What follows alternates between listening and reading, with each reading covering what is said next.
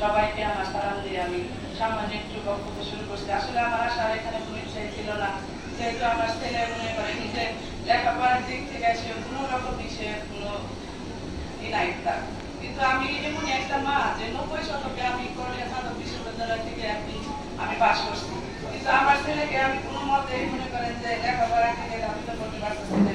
আমার হাজব্যান্ড মারা গেছে, আমরা যদি থাকতাম না, 20 বছর আমি শহরে শহরে থাকছি।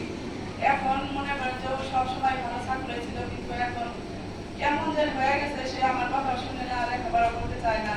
আমি স্যারদের যে স্যারদের সাথে প্রাইভেট পড়াই তাদের সাথে আমি যোগাযোগ করি, মাননীয় প্রধান শিক্ষকের সাথে আমি বলছি যে আমি একটা ব্যর্থ মা, যে মা একজন শিক্ষিত, যে মা আমি ওরা লেখাপড়া সব করে যেতে পারি। আমি বিএ পাস করছি, আমি ইংরেজি আমার কোনোদিনও কোনো করি না। আমি ক্লাস 1 থেকে আমি সবসময় মনে করেন যে সবসময় প্রথম পুরস্কারটা আমার থাকতো, আর ক্লাস 3 পর্যন্ত আমার ছেলে ওই প্রথম পুরস্কার পাইছে সবসময়। কিন্তু আজকে আমি এত ব্যর্থ যে আমার ছেলেরে আমি কোনো মতে আমার পক্ষে আনতে পারতেছি না, কিচ্ছু না। স্যারদের কাছে আমার অনুরোধ যদি আপনারা আমার ছেলেটাকে খুবই করে লেখাপড়া শিখাতে পারেন।